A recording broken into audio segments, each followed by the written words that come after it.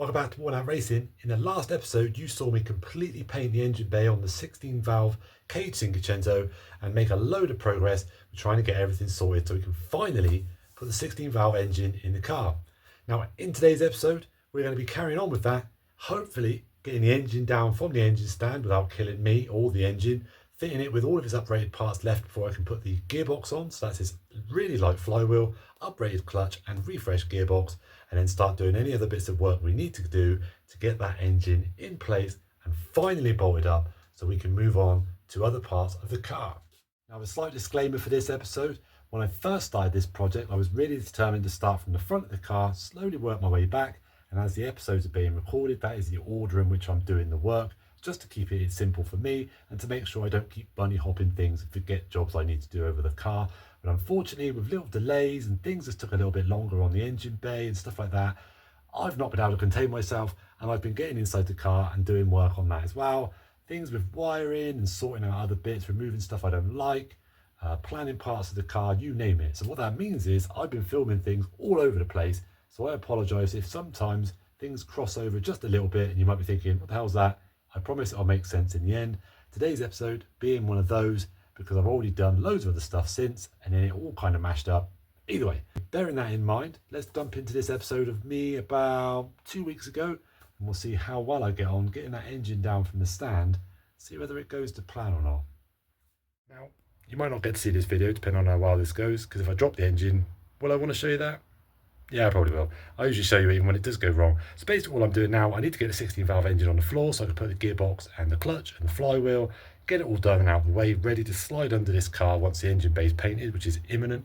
So I need to do it in a way where I don't have to rely too heavily on other people, moving it around and such forth. So what I've started doing is I'm making up a little wooden frame, nothing nuts, just use a bit of stuff you learn at school for keeping things nice and strong.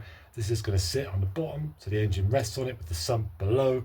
And it's going to have like a little box section, and essentially what I'm going to do is ratchet strap it to the engine so that it doesn't move when I'm actually dropping the engine down. And I'm going to pull the pin out of the engine stand and in theory lean the engine stand over, keeping the engine dead upright like this, and then drop it down potentially onto the dolly with the wheels so I can still move it around. But if not the end of the world. I can always get someone to help me lift it onto it later. But the plan basically is that it'll be far enough off the floor that I can move the gearbox over, slide it on, bolt it all up and just prop it up with some wood if I need to. So then when the time comes, because the engine repaint is imminent, I haven't got a huge amount left to do on it, I hope, I can slide it straight under the engine bay, even if it's just out of the way for now, because I need the room. I need to start cracking on with other parts of the jobs and I can't do it with so few space in here. So I'm going to go away now, and once I've done this, I'm not really going to show you how I did it, but I'll show you what it looks like in case you're doing something similar, because it'll work on an 8 valve, and obviously the theory will work on the other ones as well, little push rods and all sorts. So give me another, say 45 minutes, I reckon. I'll have this knocked up a treat. Well, that didn't work. Well, that's actually a lie. If I do myself some justice here, it did work. The theory definitely worked out. Putting the wooden frame on the engine, strapping that on and then strapping that onto the wooden dolly was a good idea, and again it only meant I had a couple of feet just to drop it onto the floor. What wasn't a good idea is my slightly relaxed approach to doing it. So I remember I started tipping over the engine stand and thought, I got this doesn't feel too heavy at all, kind of relaxed slightly as I was putting it down, and then obviously physics kicked in and I basically got past a point where all the weight then was in my hands, and I just put it down way too hard and it hit the little wooden frame and just tipped forward. Didn't really damage the engine or anything, but it busted the frame.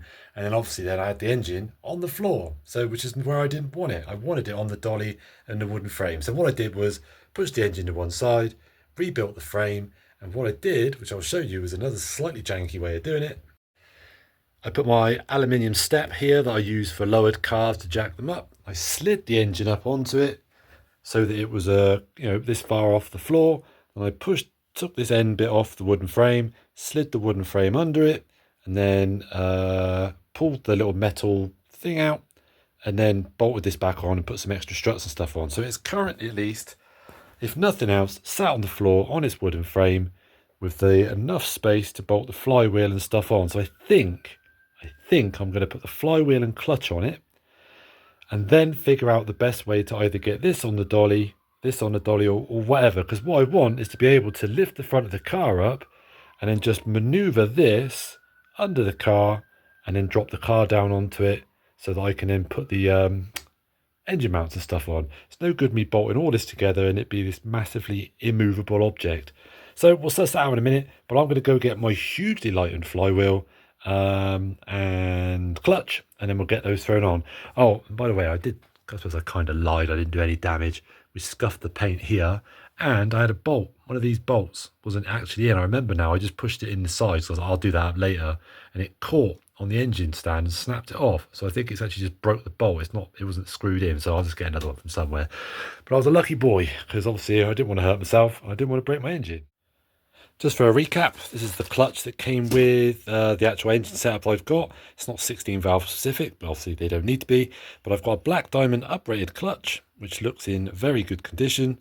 Definitely looks like a bit of an upgrade from the basically stock one. So I'm going to run this. Just going to give it a slight clean, but you can see that it really hasn't had much use. It's even got these little grooves in there, which I'm assuming is obviously just to kick a bit of heat out. Keep things clear. Put that over there. Flip this over.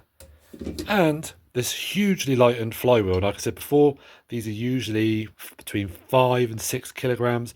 This one came out at about 3.6. You can see these massive notches out that have been taken. This also looks like it's got this really cool coating on it. It definitely looks like it's intentional. I can't think of any way you would ever get this much of a uniform pattern on there. So I guess it's some sort of resurfacing. Again, I'll just give that a little bit of a clean up. It really isn't in that bad a condition at all. Now, I'll be honest, I am not renowned for my, let's say this, talking things up to spec. I don't usually bother. I've got a pretty good gauge for it as it is. If it needs to be tight, I know how tight to do it. When it comes to flywheel bolts, I pretty much always talk those up.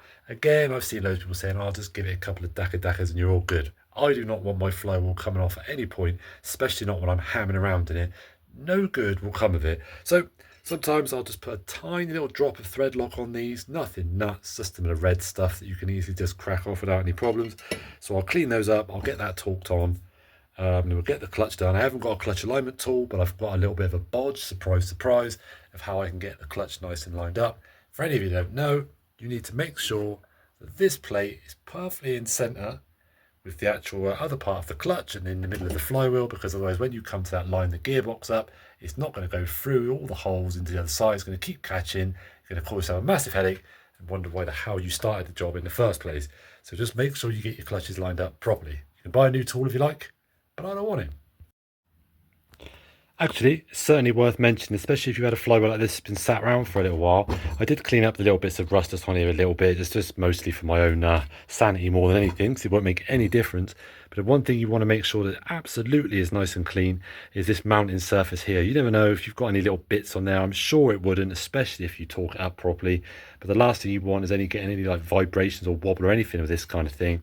And obviously just make sure as well that this surface is nice and clean and smooth as well. I didn't do anything crazy. I just used a little bit of wet and dry paper just to make sure that it's nice and smoothed off. And there you go, another little tip. There you go, the world's oldest bottle of Loctite. Now you will find when you're doing clutches and gearboxes, this becomes a little bit of a reoccurring theme. But you'll see these little dowels here. There's one there, there's one there. It basically just helps when you actually push these two, the gearbox and the engine together. This just basically helps everything line up nice and straight. So when the bolts go through, everything's perfectly lined up. Now, I've done it before and I've had to replace a gearbox on one of my old Cinquecentos because the diff blew up. I was messing around inside the car for so long trying to get the gearbox to sit till someone suggested, am I sure that the dowel for this side also wasn't still in the gearbox end? So make sure you check that kind of stuff. But also when you're doing your flywheel, my flywheel still had the small dowel in it. Now I didn't have to mess around because I could see straight away. But again, this just makes sure that you've got the flywheel nicely seated in the right orientation and stuff. So it's just basically that it knows it's in the right place and everything's happy. So you can just tap these out from the back just with a little screwdriver and a light hammer. Just tap it out of there. Make sure, and I would say if you can, take the one out of the flywheel rather than the one out of the engine. Because obviously if you mess the flywheel one up, at least you can drill it out. If you mess the one up that's in the engine, you're in trouble. You will have to figure out some kind of locking tool. And here's mine. It's just a big metal ring that goes over the top of the dowel. This big old bracket, though, I'll be honest with you, I don't even know where I got it from, but it's just kicking around. And a bolt that goes through there. Like I said, you can adjust it around a little bit. So I just get it stuck between a tooth, tighten it up, nothing crazy, just tighten up enough that it doesn't move. because it only has one quick job to do, and then you can throw it back in your toolbox. Because if you're like me, you do this stupid stuff quite often.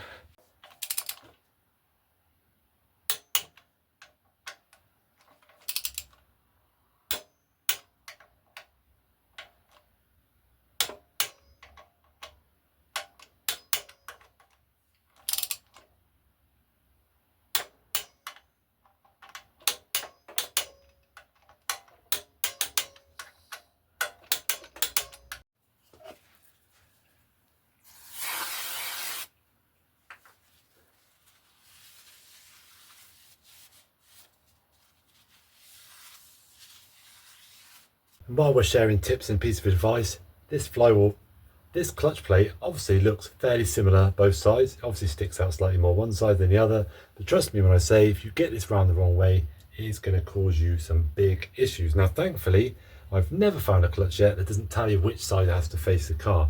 Now, I don't know if you can see it, but this tiny little label here says that this side is on the flywheel side of the car. So you've got to make sure this one goes on first, and the pressure plate goes over the top of that. And at this point, this is down to whether you want to buy a proper tool for this. If I'm honest with you, I would suggest you do. They're probably like, I don't know, £10 or something. I've never bought one. I've literally got this straight bar.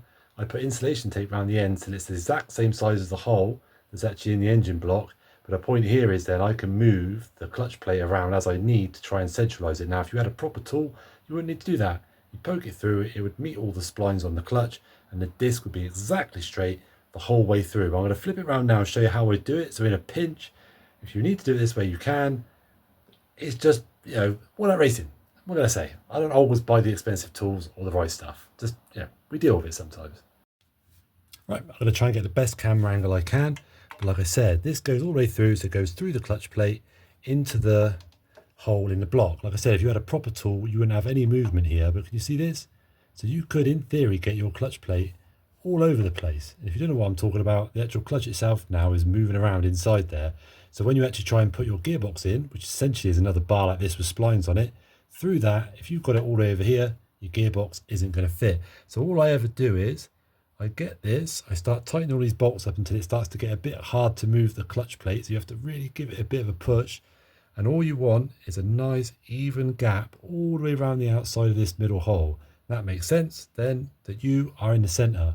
Is it foolproof? No, but as soon as I've got the engine out anyway, if it doesn't line up with the gearbox very well, I'll take it back off and I'll just make sure that I've lined it up and everything. But as I said to you before, if you're looking for a quick, dirty way of doing it, this is it. And for those of you who are just thinking, I wish you would just tell me the torque settings of this now so I don't have to go and look it up. Fair enough. The Haynes manual says that the flywheel is 45 Newton meters, which really isn't that very much at all. And the clutch is 7 Newton meters. Now my torque wrench doesn't even go close to that low because it's like a more of a heavy duty one. If you've got one of the smaller ones, happy days. But really all that is tight. Just do them all up. I usually do like these two up a little bit. I kind of just do them like a little bit at a time, so I'm not just cranking one side down at once. But basically just do them up until they're tight, like normal tight. Don't crank them on, they don't need it. So that is now done. That actually turned out to be a bit of a struggle. Now I'm not going to bore you with all of the details, but I've got the gearbox on. There was a load of messing around. It wasn't even anything wrong with the gearbox. I got the clutch lined up perfectly just from doing it by eye. Thank you very much. But it was actually the wooden frame. It was just catching on loads of stuff. I'm just going to quickly show you anyway, just so you can see. But it's looking pretty good.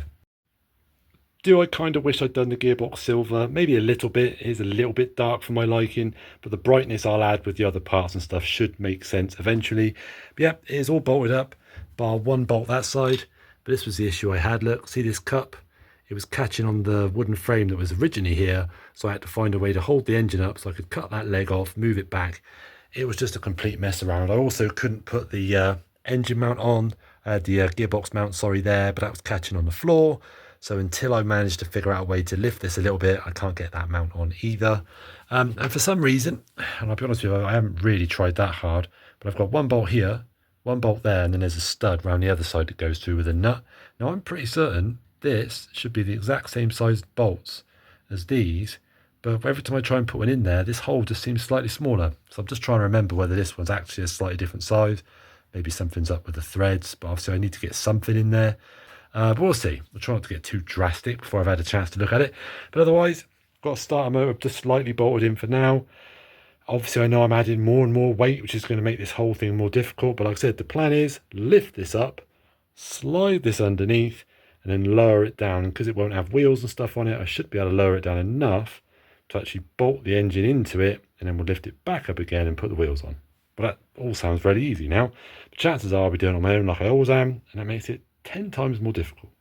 And with that said, I forgot something at the end of the last episode. I said we're just going to basically get this engine in there, but I remembered there are two jobs I wanted to do, upgrades, if you want to call it that, before we put the engine in, because it makes sense to do it, because I've never done them on one of these before, because I can't be bothered to try and do it when the engine's in there. And those are replacing the standard steering rack for one out of a power-assisted steering one from a Cinquecento. I'll be wondering what the hell I'm talking about. Now, if you know this already, I apologise. Anyone who doesn't, on a Cinquecento, they get power assisted steering, but it's electric power steering, so it's not got hydraulics or any crazy stuff like that. And all it is, on the actual steering column from the steering wheel, there's a small motor that basically reads your input and just helps it make it easier for you to steer. Now, the good news is, as a result of that, because it's easier to steer, they actually shorten up the amount of turns that you need to go from lock to lock. So on one of these, it's about 3.5 turns on the wheel to get wheels all the way lock to lock. On the power assisted one, it's like 2 and a bit, 2.5, so it's quite a lot of difference. And luckily, the actual steering rack itself, the bit I just showed you, is identical. There's no difference whatsoever, other than it's a lot shorter turns. It does mean that it's a bit harder to steer when you're not moving, but who cares? And I've got the guns, so we're fine. So we're going to do that. I've got one, I think. I got put onto a guy who's got one for £50. He's in South Wales, so he's going to have to post it. They're a little heavy, so we'll see. It's a pretty straightforward job without the engine in. It's 2 bolts on the outside that bolted to the car. You obviously have to take the track rod ends off, which I've got my new ones. Finally, I found them in a box, so we're going to be replacing those anyway. And there's a pinch bolt inside the car that actually joins the end of the steering column onto the actual rack itself. So that should be pretty easy, and it should mean then when I do track days, because it's been made comments on this before, you shouldn't see me sawing at the wheel quite so much, having to let go of the wheel to get more turn. I should be able to keep my hands nicely planted on the wheel and actually steer around the rest of the car, rest of the track even. And what's the other mod then? This one, I'm back in the racing seat, which by the way, these are up for sale. I've got some Sparco Sprint Juniors. I can fit in them, but I'm not blowing my own trumpet or stuff. But the sides of me here are pretty wide. I mean, I'm tall guy, I can't fit in them very well, especially not comfortably. So if you're slightly on the smaller side, give me a shout soon, or at least keep an eye out, because they're going to be up for sale. But either way, the next mod I'm going to do is involving this. So obviously, being tall, as I've probably mentioned far too often, I can push my seat back pretty far, especially in this setup. I can move it back as far as I need to. I can obviously get extensions for the steering wheel and stuff. We're going to be doing a mod on that as well at some point. What it does mean is every time I'm trying to change gear, this is me going into first, because I have to really stretch for it and I hate it. So one of the mods I did attempt on my turbo one, and it didn't quite go as I planned, is I'm going to be moving the actual gear selector from underneath the car, and I'm going to run the cables through a hole and a grommet in the actual firewall of the engine up inside the car instead. And what that means is A, the gear selector will be way higher because it's bolted onto the floor inside. So it means my hand then, when I take my hand from the steering wheel and change gear, it's really, really close. And it also means I've got a little bit of scope, because the cables won't be stretched as far, to actually move the gear selector back a bit. So again, it just means that as I've got my steering wheel all the way back here and I'm really far away and I've got my legs nice and straight, I'm not reaching like crazy for the gear stick, especially because I'm going to be running harnesses in this car, because it's got a roll cage and stuff. You'd be mental not to. So that's going to be the next mod. It is double skin metal you have to drill through. It's not ideal. I hate drilling holes in cars. It just makes me feel like there's one more thing that could potentially rust or leak. But I'm going to get a proper rubber grommet for it. My man Doug's going to try and show me a picture of where he did his, because obviously that worked. I'm just going to try and take my time and not mess it up. I should have done it before I painted it. I completely forgot. And cut. Now, I'm going to end the episode there. It might feel like a bit of a random place to kind of stop it. Like I said, I'm having to film these things all a little bit out of sequence. But spoiler alert, the power assisted rack, or the power steering rack from a Cinquecento that I thought I'd found turned out to not be one. But thankfully, it worked out just before I paid for it, so I haven't done it. Can't find another one at any reasonable price, so I'm canning the idea for now. It's not that it's impossible to do it with the engine in, it's just a bit easier. So when I find one at a reasonable price, we'll do that at a later date. What that has meant is I can now finally put the track rod ends on that I couldn't find, that I eventually found. And I had to buy a new blowtorch, because my blowtorch packed up and they were stuck on solid. Why people don't grease them up before they put them on, I've got no idea. So I'll do that in the meantime. And as for the cable, relocating the shifter, I've ordered a knockoff from China, I'm sorry, a K-tune style grommet. It's basically like an aluminium block with like a rubber piece in the middle. I found an area to put it on, so when that turns up, fingers crossed, it turns out to be as good as I hope. So what we'll do is in the next episode, we'll fit that, we'll drill the holes, we'll pull the cable and the box and everything off from that, run everything through, and then there's nothing stopping me from putting the engine into the car at long last, because all the suspension will be back together and we can finally crack on. But within that episode, spoiler again, because I've already started doing it, I'm going to start working on the wiring inside the car, tidying up all the floor areas and the foot plates and stuff like that, and really start pushing this forward, because I'm getting very, very impatient to start firing this car up, getting the wiring sorted, and doing a couple of the jobs on it that worry me the most. Anyway, stay safe. I will see you again very, very soon, as soon as parts start coming in and we can start pushing this car nearer to completion and nearer to going out of the door. See you soon.